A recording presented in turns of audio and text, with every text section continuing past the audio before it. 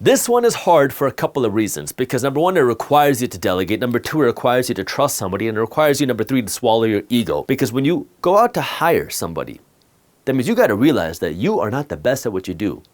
And even if you think you are the best at what you got to do, you got to be willing to delegate what you do to somebody else and train them. Because if you come in with the stuck-up attitude that I'm the best at what I do and you're not going to be able to be as good as me, guess what? They're going to suck at what they do because they're not going to want to work for you. What does it mean to hire smart people? This means now you got to find people to do certain tasks for you that can help you build your wealth, maintain your wealth, and protect your wealth. And let's start with the basics that everybody needs, especially as you start building your wealth. Number one is you need a good accountant. Number two is you need a good attorney. Everybody, I don't care if you're a business owner or not, needs these two things. Now, as a licensed attorney who's not your attorney, I'm telling you this from a legal perspective. And now the reason why I'm saying this, and actually let me just back up a little bit, because in the beginning I said that I was supposed to be a doctor and to become a doctor. Now, how did I become an attorney?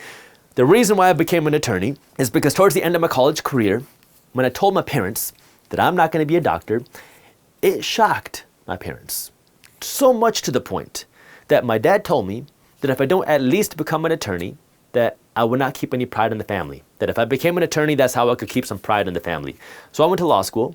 I did good in law school, continued working on my business. I graduated law school, passed the bar exam, became a licensed attorney, and never worked a day as an attorney. I gave the degree to my parents, and I said, here you go. Then I went into my own office, and I ran my own business.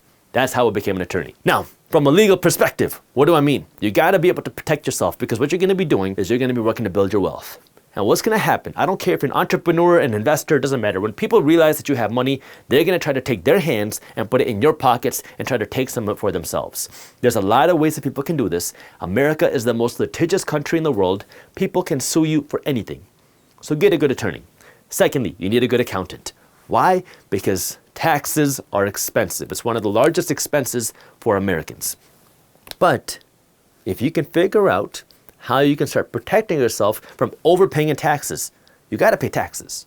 But you just got to make sure you're not overpaying in taxes. You want to make sure you're paying what's legally required and not a penny more. And you can't do that yourself, especially if you're working to do these four things. You want to hire a specialist.